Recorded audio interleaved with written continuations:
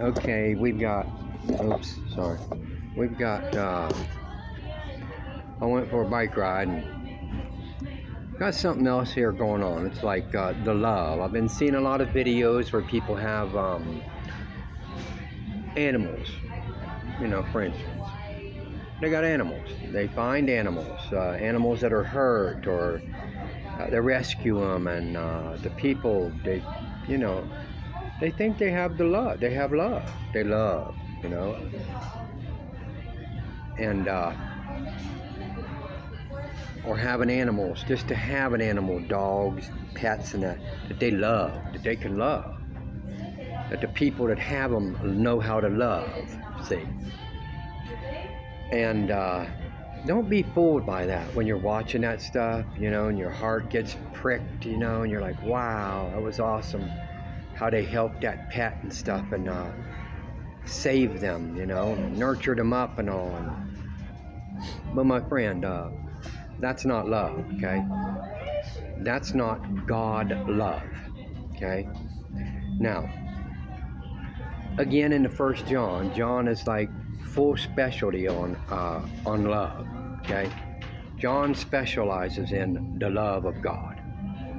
Now, here he says, now, beloved, let us love one another. Now, I ain't talking about animals, okay? Let us love one another. Why? For love is of God, and everyone that loveth is born of God, and knoweth God. Born and knowing. I mean, you better know Him if you're born of Him, okay? But the only way they can do that is to have the love. Now watch this. But the love isn't just toward the Father, or toward God. The love has to be toward someone, okay? And I'm not talking about, okay, let's go back. 4:8 says, and he that loveth not knoweth not God, for God is love. Okay, so person doesn't love, meaning like if they don't have God love in them and they don't know God through that love, then that's not love what they're doing. That's not love. It's just compassions of the world. It's, cares and concerns of this life, and they do not know God. Now, in this was manifested the love of God toward us. In what?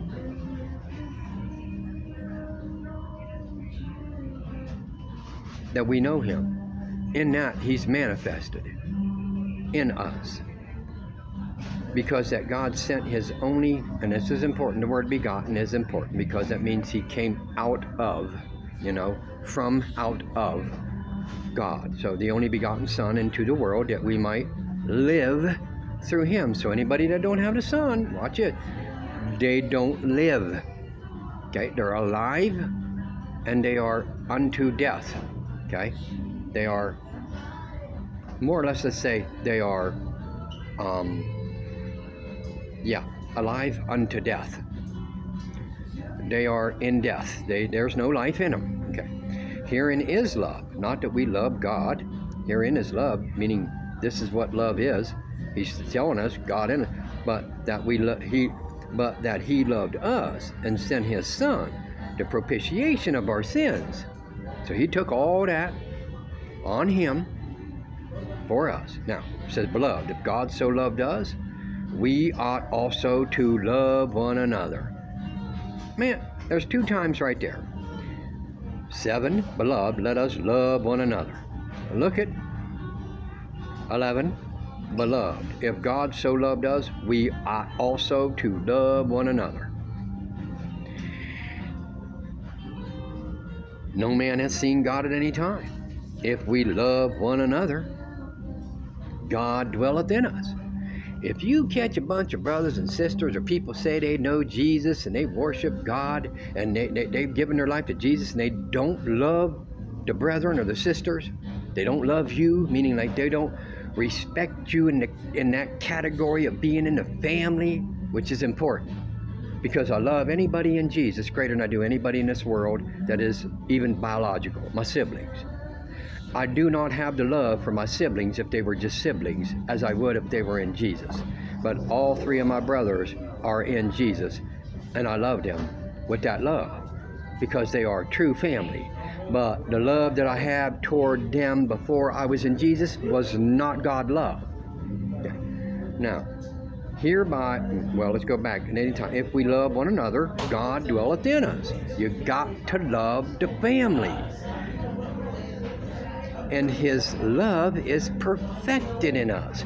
The only way God's love is perfected in you and me is if we love one another. How are you going to love brothers and sisters you ain't never seen? You don't go anywhere. You don't hang around with anybody. You don't associate with them. You're with all these other individuals of life. You do with them, and you think grandma, grandpa, and aunts and uncles and cousins and friends that you have, these acquaintances, they know too. Yeah, it ain't the love of God. Now watch this. Hereby know we that we dwell in Him. This is how we know we dwell in Him, and He in us. Why? Because He had given us of His Spirit. Now, if you ain't got Jesus' Spirit, you don't have God's love. I'm telling you. And as a matter of fact, God probably isn't even looking at them. His face is turned. His ears are closed to their prayers.